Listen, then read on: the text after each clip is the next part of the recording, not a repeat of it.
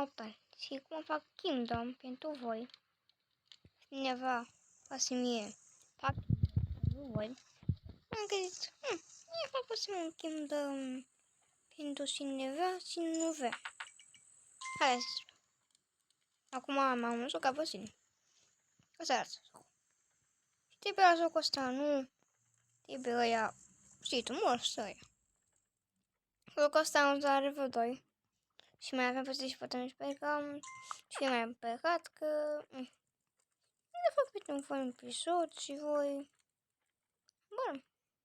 Te uitați acum pe mine. Acum dați acum puțin un like pe sus. Și voi fac episoade pentru voi. Dar când?